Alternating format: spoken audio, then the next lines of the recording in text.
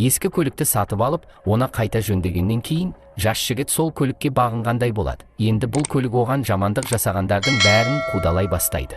Бүгін біз 1983 жылы шыққан «Кристина» фильмінің оқиғасын қысқаша баяндап береміз.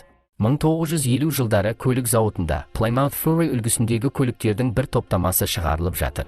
Алайда олардың бірі ерекше қызыл түсті модель. Оны бір жұмысшы тексеріп жатқанда, күтпеген жерден капот жабылып, оның қолын мыжып тастайды. Жарасын емдеуге кеткен кезде, басқа жұмысшы көліктің ішін қарап, сигарасының күлін орындыққа түсіреді. Біраз уақыт өткен соң, зауыттағы жұмыс аяқталып, бәрі үйлеріне кетіп жатыр. Бірақ бір қадағалаушы қызыл көліктің шамдары жанып тұрғанын байқап, тексеруге барады да, сигара шеккен жұмысшының өлі денесін табады. Ондаған жылдар өткен соң, 1978 жылы, Деннис есімді студент досы Арнидің үйіне көлігімен келеді. Арни ұяң, сәл икемсіз жігіт болса да, олар жақсы достар болып, мектептегі алғашқы күндеріне бірге барады. Мектепте олар шкафтарынан заттарын алып, жаңа студент Ли есімді қыздың көркімен барша назарды өзіне аударғанын байқайды.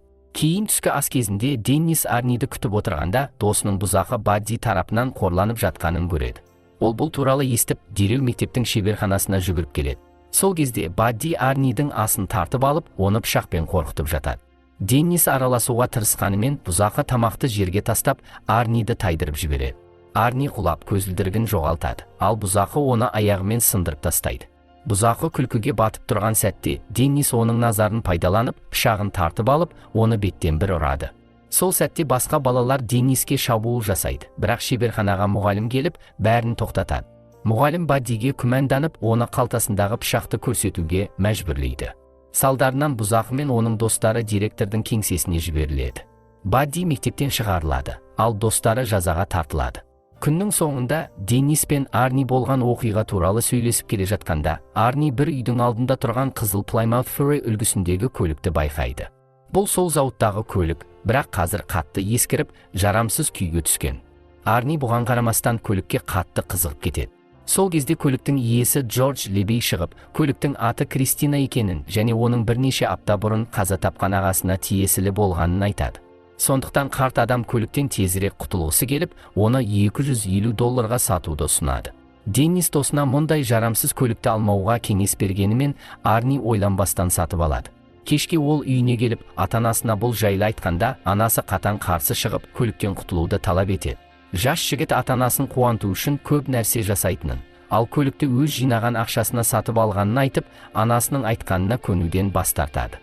Дегенмен анасы шешімінен таймайды. Сондықтан Арни үйден шығып, Денниспен бірге көлікті гаражға алып барады.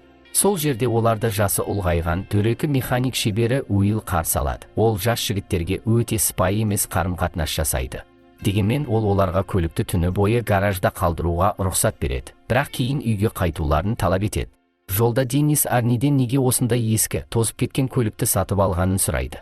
Арни оған өзінің өзі сияқты ұсқынсыз бір нәрсені тапқанын, бірақ ол өз күшімен жақсартуға болатынын айтады. Апталар өтеді, ал Арни күндіз түні көлікті жөндеумен айналысады. Гараж иесі бұрынғыдай дөрекі мінезін сақтағанымен, Арниді жұмысқа алып, оған көлікті жөндеу үшін керек барлық ескі бөлшектерді пайдалануға рұқсат береді.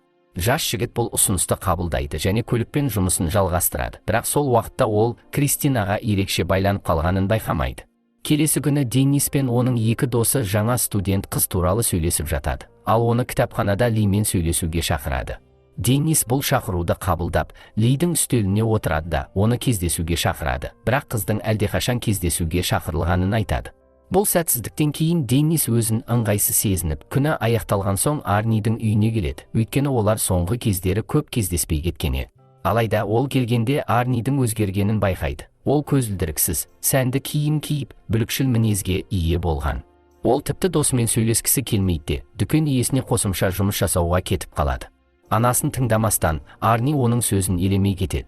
Анасы Денниске ұлы мен оның жаңа көлігіне алаңдайтынын айтады, өйткені ол көліктің алдыңғы иесі көліктің ішінде көміртегі тотығын жұтып, өз-өзіне қол жұмсағанын білген. Мұны естігеннен кейін Деннис қарт Джордждың үйіне барады, ал ол ағасының басынан өткен жағдайды айтып береді. Ол Кристинаны сатып алған кезде ағасы көлікке әбден құмар болып қалғанын, тіпті қызы мен әйелінен айырылғаннан кейін де оны жақсы көріп кеткенін айтады. Жағдайды одан сайын ушықтыра түскені, ағасы қаза тапқаннан кейін бірнеше аптадан соң көлік белгісіз түрде Джордждың үйіне қайта оралады. Бұл жағдай Деннисті қатты алаңдатады және ол күннің соңында гаражға барып көлікті қарауды шешеді. Сол жерге келгенде ол көліктің есігін ашпақ болады, бірақ тұтқаны ұстаған сәтте радио ойнай бастайды, ал Деннис ешкім байқамастан қашып кетеді. Келесі күні жас жігіт футбол ойынына дайындалады. Деннис маңызды қимыл жасауға дайындалып жатқанда, алыстан Арнидің Кристинамен келгенін көреді. Көлік толықтай қалпына келтірілген, ал бұл Бадди мен оның достарының назарын өзіне аударады. Сонымен қатар көліктің ішінен Ли шығады, Арни мен көпшіліктің алдында сүйіседі. Мұны көрген Деннис абдырап қалады және ойынға көңілі бөлінбей қалады. Өкінішке орай, қарсыластардың бірі осыны пайдаланып, оны күшті соққымен есінен тандырып, ауыр жарақат алады. Бұл оқиғадан бірнеше күн өткен соң Деннис ауруханада оянады. Оның аяғы гипсте, ал мойны сынып кеткен. Оның қасында Арни досының жағдайын білуге келіп, екеуі бұрынғы достық қарым-қатынастарын қайта жалғастырады. Деннис болған жағдайдан кейін футболды енді ешқашан ойнай алмайтынын және мүгедек болып қала жаздағанын айтады. Сондай-ақ Арнидің Кристинаны қысқа уақыт ішінде қалай жөндеп алғанын сұрайды, бірақ досы жай ғана көп еңбек сіңіргенін айтады. Дегенмен әңгіме өзгеріп, Арни атанасын көлікті оның атына тіркеуге мәжбүрлегенін, әйтпесе мектептен шығып кететінін айтады. Деннис досының мінезі қатты өзгергенін және ішінде бірдеңе жамандыққа бет алғанын байқай бастайды. Соған қарамастан, Арни оны жай ғана қоштасып, кешке Ли екеуі автокинотеатрға барады. Екеуі романтикалық сәттерді бастан кешіріп жатады, бірақ бәрі шиеленісе бастағанда Ли бас тартып көліктен шығып кетеді. Арни оның артынан барып, қызға мұндай сәттерді көліктің ішінде өткізгісі келмейтінін айтады.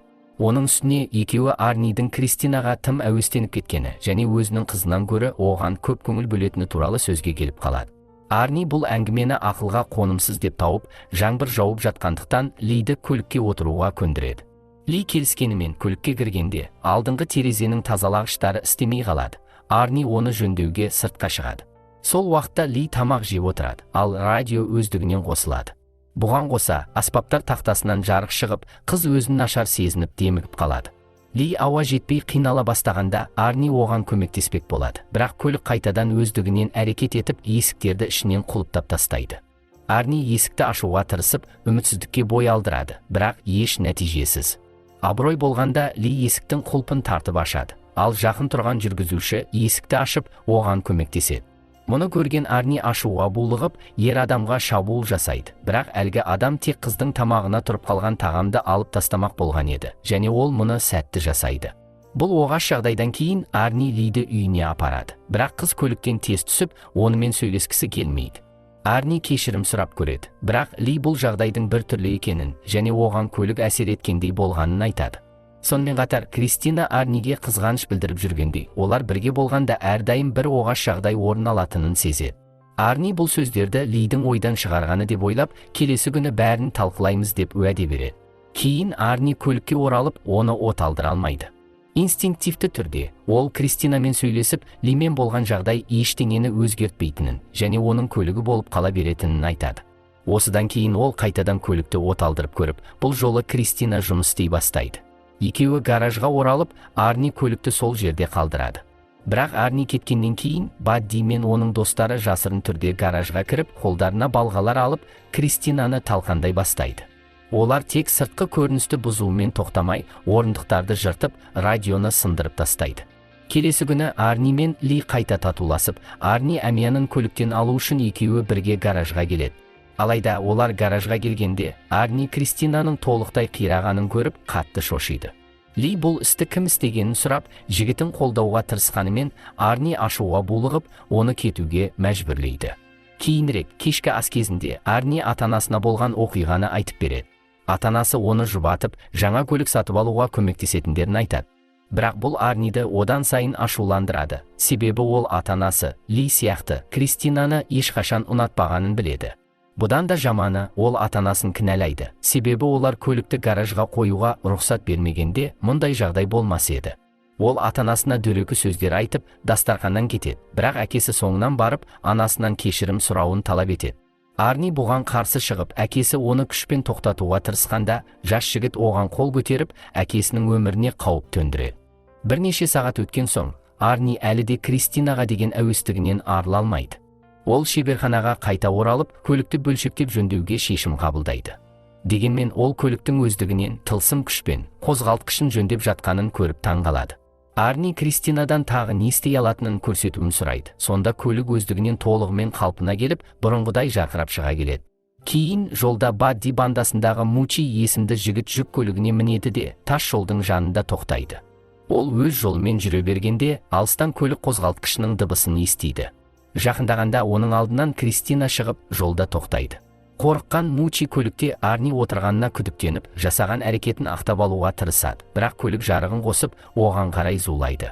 Мучи бар күшімен қашып, көлік жақындағанда секіріп үлгереді. Ол көлікті құтылдым деп ойлағанымен Кристина қайтадан шығып, оны қуып кетеді. Жігіт ескі қоймаға апаратын қақпадан секіріп қашып кетеді. Тар жолда жүгіріп келе жатқанда артынан Кристина қуып жетеді. Сәл бәсеңдеп, оны әдейі қинап жүргендей әсер қалдырады. Соңында Мучи тығырыққа тіреліп, қашатын жолы қалмайды. Көліктің алдында тұрып, ол қалтасынан пышағын алып, жүргізушіні қорқытпақ болады. Бірақ Кристина тар аллеяда қысылып қалғанына қарамастан, алға жылжып, Мучиді қысып өлтіреді. Келесі күні таңертең Арни Денистің бөлмесіне келіп, Мучидің қайтыс болғанын айтады. Денис бұл жағдайды күмәнді санап, Кристинаның қалайша қайтадан қалпына келгенін түсіне алмайды. Арни болса бұл туралы мән бермей, жай кетіп қалады. Жолда оған детектив Дженкинс кездесіп, көліктің қирауы мен Мучидің өліміне қатысты тергеу жүргізіп жатқанын айтады. Мучидің денесінің екіге бөлініп табылғанын естіген Арни бұл туралы ештеңе білмейтінін айтса да, жаңалықты естіп қуанғанын жасыра алмайды. Детектив Арниден күдіктеніп, Лидің берген көрсетілімін, Кристина туралы және оның таңқаларлықтай қайта қалпына келгенін естігенін айтады. Бұл оқиға Арни үшін соңғы шыдамның таусылған жері болды. Ол ашуланып, ештеңе айтпай кетіп қалады. Кейін ол Лиге қоңырау шалып, кездесуге шақырады, бірақ қыз бас тартады. Бұл Арнидің ашуын одан әрі күшейтеді. Сол уақытта жанармай бекетінде Бадди мен оның досы Донсусын сатып алып, жолға шығады. Жол ортасында алдарында шамдары жанып тұрған көлік оларды қуалай бастайды. Бадди көлікті тоқтатып, кім екенін көруге тырысады, бірақ жарық көзін көруге кедергі жасайды. Бадди көлікті артқа беріп, одан құтылуға тырысқанда қуған көліктің Кристина екенін көреді. Ашуланған Бадди жылдамдықты арттырып, көлігін жанармай бекетіне жеткізеді. Онда оның досы Ричи жұмыс істейді. Көліктен шығып, темір алып, артынан қуған адаммен есеп айырысуға дайындалады. Сол кезде Кристина үлкен жылдамдықпен шығып, ойланбастан Баддидің көлігіне соғылады. Көліктің бір жақ бөлігі толығымен майысып қирайды. Бадди Арнидің көлікте отырғанына күмәнданып, оны есеп айырысуға шақырады. Алайда Кристина қайтадан Баддидің көлігіне ұмтылып, оны шеберханаға қарай итереді. Сол сәтте Дон шеберханада болған және оны көлікпен бірге қабырғаға қысып жібереді. Бұл аздай, жанармайдың ағып кетуі Ричидің аяғына жетеді. Біраз уақыттан кейін Баддидің көлігі отқа оранады, ал жанармаймен жанасқанда бүкіл гараж жарылып, Ричиді бірге алып кетеді. Бұл қайғылы оқиғаны көрген Бадди қашып құтылуға тырысады, бірақ Кристина жалындап гараждан шығып, соңғы құрбанын қуалауға аттанады. Қараңғы бос жолда отты көлік Баддидің қалай қашып бара жатқанын бақылап тұрады. Ақыры қобыжық көлік оны басып, жолда жанып жатқан денесін қалдырады. Кейінірек қарт Уилл жақындап келе жатқан көліктің дыбысын естіп, шеберханасының есігін ашады. Ол түтінге оранған Кристинаны көреді. Қарт адам мұны таңқаларлық санайды, себебі Арни көлігімен басқа жұмысқа кеткен болатын. Сондықтан ол мылтық алып, кімнің көлікті жүргізіп жатқанын анықтауға тырысады. Қарт адам көлікке жақындап, есікті ашуға тырысады, бірақ көліктің корпусы өте ыстық болады. Ол шүберекпен есікті ашқанда ішінде ешкім жоқ екенін көреді. Бұл жағдайда одан сайын күмәндетеді, бірақ қарт адам көлікке отырып тексеріп көруді шешеді. Осы сәтті пайдаланған Кристина куәгер қалдырмас үшін қарт адамды көліктің ішінде құлыптап, оны орындықты алға итеріп, қысып өлтіреді. Келесі күні Арни гаражға оралады, онда бірнеше полиция көліктерін көреді. Ішке кіргенде оған детектив Дженкинс кездеседі. Ол Арнидің бастығының көліктің ішінде өлі күйінде табылғанын айтады. Ең таңқаларлығы, жағдай оның өзін-өзі өлтіргендей көрінеді, себебі мылтық оның жанында болған. Мұны естіген Арни не болғанын білмейтінін айтады, бірақ тағы да толықтай қалпына келген Кристинаны көріп, оның бұл іске қатысы бар деп күдіктенеді. Сол уақытта Денис үйіне оралып, Лидің қоңырауын алады. Ли оған келіп, Арнидің көліктің ықпалында болып, оғаш әрі агрессивті әрекеттерге баруы мүмкін екенін айтады. Деннис досының жамандық жасауға қабілетті екеніне сенбейді, бірақ егер көлік оның санасын басқарса, оны жою қажет екенін түсінеді. Әңгімеден кейін Ли кетеді, ал бірнеше секундтан кейін Арни мен Кристина пайда болады. Ол Деннисті көлікпен серуендеуге шақырады, бірақ Арни тағы да оғаш қылықтар көрсетіп, бір түрлі әрекет етеді. Жолда ол шамадан тыс ішіп, жылдамдықты асырып, тіпті рөлді босатып, көліктің өзін басқаруына мүмкіндік береді. Бұл Деннисті алаңдатады. Ол Лидің айтқандарын қайталап, Арнидің көлікті басқармайтынын айтады. Бірақ досын тыңдаудың орнына Арни оған және Кристинаға ешкім кедергі бола алмайтынын, оларды ешкім тоқтата алмайтынын қорқынышты үнмен жеткізеді. Арни өзінің достарына бұл көлікке қаншалықты берілгенін дәлелдеу үшін машинаның жылдамдығын барынша арттырып, қарсы келе жатқан көлікке жол бермей, қауіп-қатер туғызады. Деннис оның ақылынан алжасқанын көріп, келесі күні Арниге кешкісін гаражда кездесуді өтініп, көлікке хат қалдырады. Белгіленген уақытта Деннис пен Ли гаражда Арниді күтіп тұрады, бірақ оны таба алмайды. Сол кезде олар жақын жерде тұрған экскаваторға мініп, жоспарларын іске асыру үшін әрекетке көшеді. Ли кеңсеге барып, Арни келіп кеткен соң есікті жауып тастауы керек, ал Деннис сол сәтте Кристинаны экскаватормен жоюға тиіс. Алайда олар Кристинаның гаражда үйінділердің арасында жасырынып жатқанын білмейді. Кенет көліктің шамдары жанып, Лиді басып тастауға ұмтылады. Қыз жылдам рефлекс көрсетіп, ілулі тұрған дөңгелекті ұстап, жолдан шығып үлгереді. Кристина қайтадан шабуылға ұмтылады, бірақ бұл жолы Деннис экскаватордың тырмасын пайдаланып Лиді қорғайды. Осыдан кейін Кристина кері шегініп, гараждың басқа шетіне өтеді, ал Деннис экскаваторды қарама-қарсы жаққа айдап апарады. Бұл кезде Кристинаның Арнидің басқаруымен емес, өздігінен әрекет етіп жатқаны белгілі болады. Кенет көліктің шамдары қайта жанып, бірнеше секунд ішінде көлік өзін толықтай қалпына келтіреді. Бұл кезде экскаватор істен шығып, Деннис оны қайта қосуға тырысады. Сол арада Кристина Лиді жою үшін кеңсеге қарай тартады. Көлік кеңсеге соғылып, Лиге зиян тигізудің орнына Арниді алдыңғы терезеден лақтырып жібереді. Ли оның жанына жақындағанда, Арни оған кенеттен шабуыл жасайды. Бірақ оның денесі әйнектің кесектерінен қатты жараланып, соңғы демін машинасына тигізіп өткізеді.